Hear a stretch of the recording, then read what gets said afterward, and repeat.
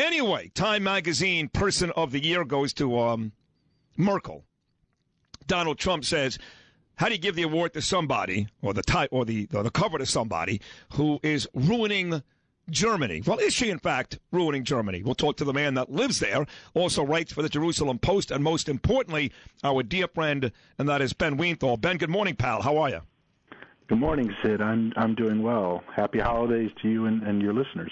Yeah, same to you and your family and friends. Before we get to the Time Magazine, big story today that we just found out. Donald Trump was supposed to meet with Benjamin Netanyahu on December the 28th. And I guess based upon his anti-Muslim comments, which Netanyahu, of all people you would have thought would have been okay, didn't seem to like. Turns out that I've heard this morning that the meeting between Trump and Netanyahu has been canceled. What are you hearing about that, man? Well, I just saw the most recent Twitter items, and it appears that Trump pulled the plug on his visit to Israel and to the Kingdom of Jordan. And it strikes me that he's backing away because of, as you point out, his anti-Muslim comments would probably inflame the situation more, especially in Israel, where 20% of the population is Israeli Arab. So do you think there's a part of, he would never admit this, he always doubles down after he makes a comment that some deem offensive. But do you think, Ben, now that he's canceled the trip to Israel and Jordan to the Middle East, that in his heart of hearts, maybe Donald Trump realizes that maybe this time I went a bit too far, or not really? I think Donald Trump is, he engages in these elaborate publicity stunts, and that's what carries his name forward on the front pages of the press and in talk shows. So I sense that he probably doesn't think he went too far because it's part of his overall strategy, which has actually showed great efficacy, right? He's still very high up in the polls. I think one of the most recent polls showed Ted Cruz, the senator from Texas, overtook him. But still, he's one of the front runners. He is the front runner. Ben Weinthal, Jerusalem Post, Foundation for Defense of Democracies. That great group of folks there, that Mark Dubowitz and Jonathan Schanzer and all those guys. Hey, but just to kind of go over that thing again, Ben, Donald Trump did cancel that visit, not Netanyahu. Correct. That's what I read. He said, I believe in a tweet I just saw from him, that he'll visit Prime Minister Benjamin Netanyahu after he wins the presidency. What do you think Netanyahu would say to Donald Trump if, in fact, the meeting was not canceled and they got together December 28th? You'd think Netanyahu, who I love, by the way, would say, hey, Don, I love the fact you got a brass set of balls, but sometimes you gotta rein it in just a little bit. No, Don? I could imagine that's the type of conversation that would unfold. Bibi doesn't filter his comments, and I understand the perspective from the Prime Minister of Israel. His position is, I'll meet with every presidential candidate. And that makes sense from a country that's in a very, very dangerous and rough neighborhood and is dependent on, in many ways, on its alliance with the United States.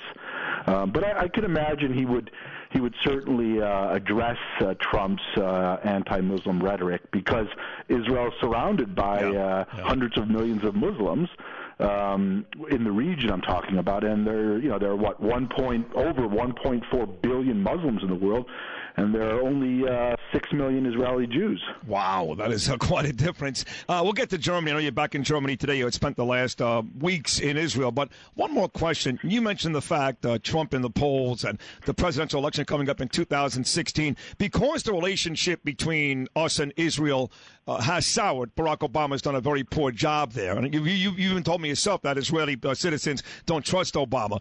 With all that said, knowing how important the relationship is with us in the United States, is it fair to assume then that the Israeli people are keeping a pretty close eye on this upcoming election? Yes. The Israeli public and the Israeli media is focused on the election, has a laser-like focus, I would say, on this election, because of the huge security concerns in the region.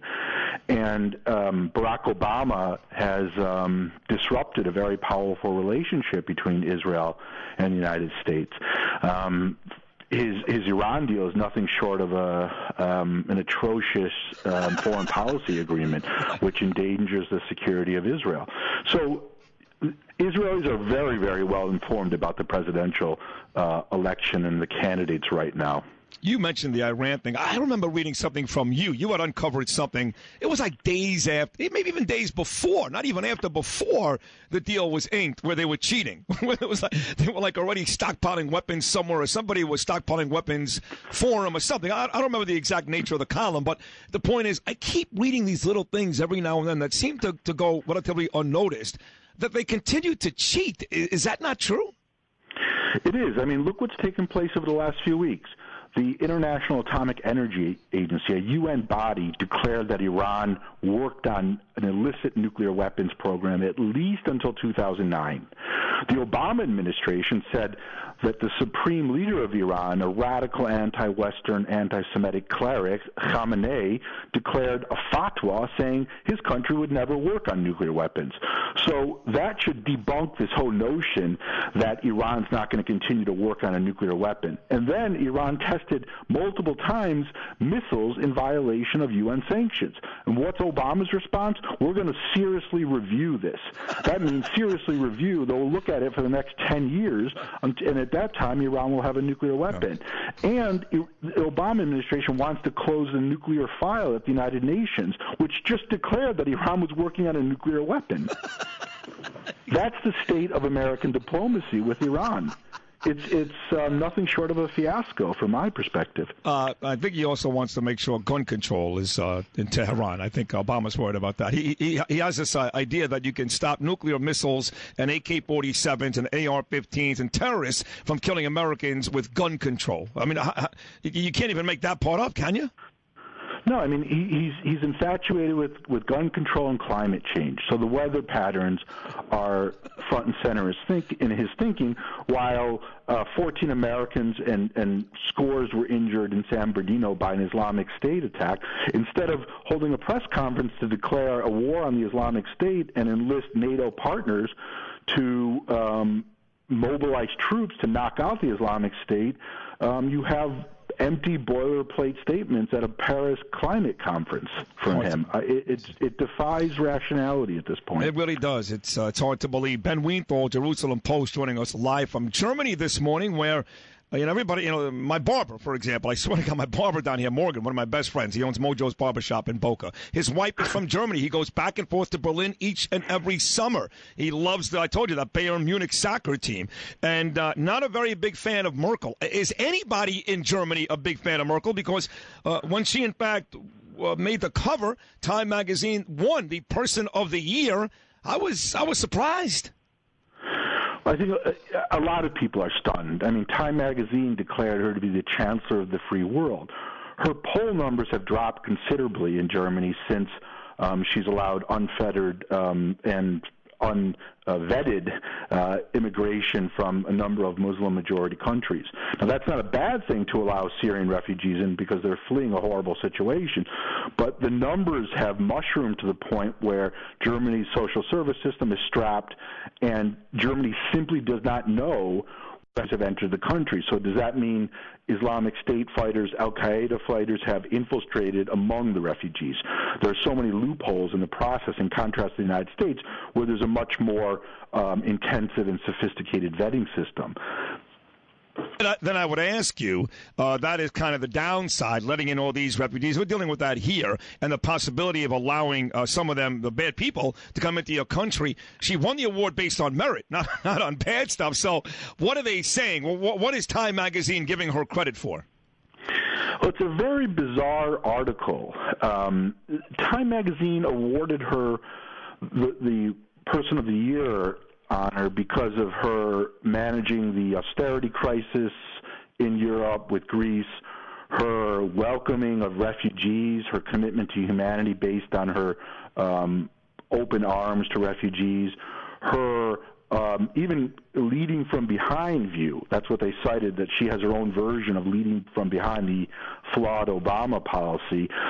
And that's why I find this all very strange, because her government spied on Americans and spied on Secretary of State Clinton and Secretary of State Kerry, and it was a big scandal in some of the papers here about a month and a half ago, 2 months ago.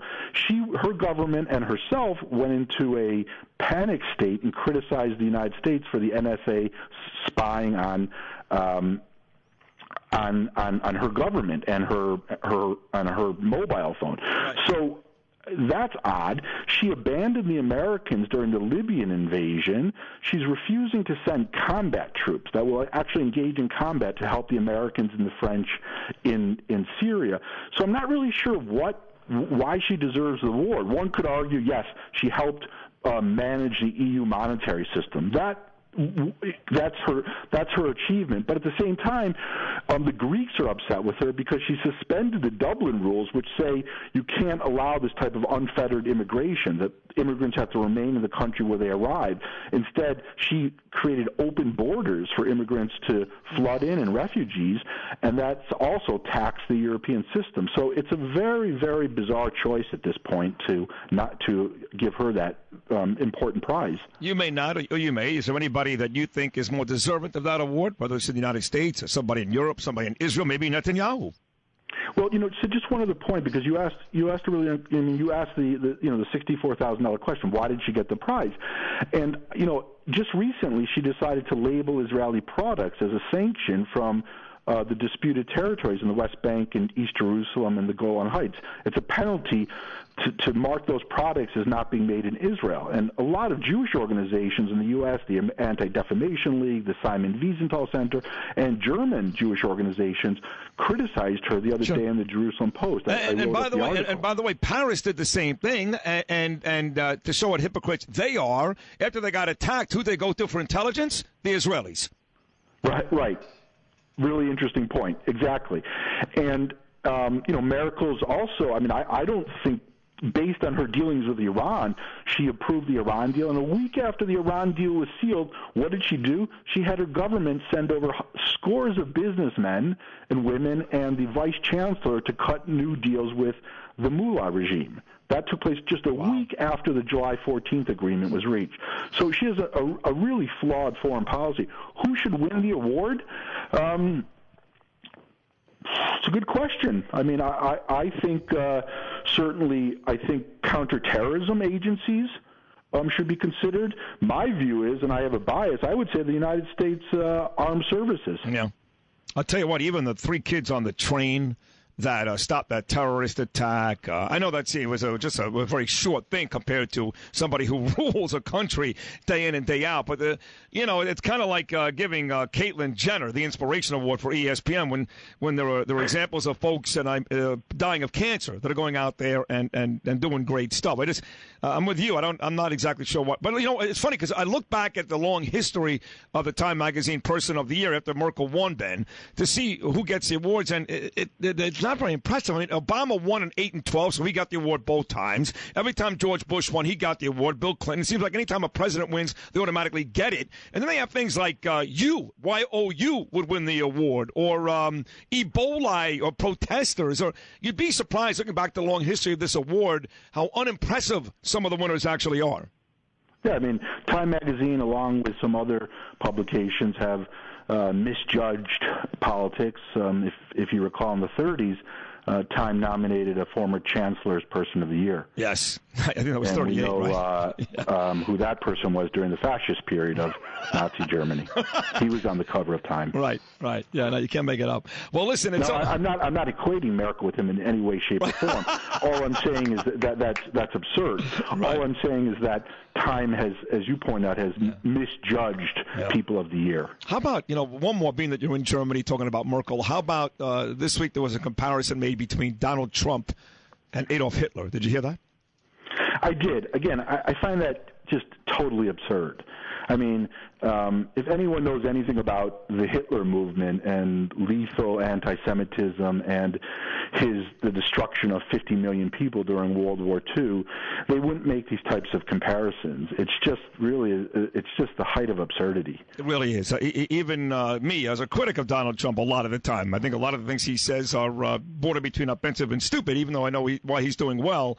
That kind of goes over the top. You're great. You're always great. If we don't talk again, I know we will, but if we don't, I want to wish you, your friends and family, the happiest and healthiest of a holiday season's been. And thank you for your friendship and for your great stuff on this show. We love you. Thank you. Thanks, and again, thanks for having me, and happy holidays to everybody. You too. Great job, as always. That's Benjamin Weinthal. Everybody. You too. Great job, as always. That's Benjamin Weinthal. Everybody. You too. Great job.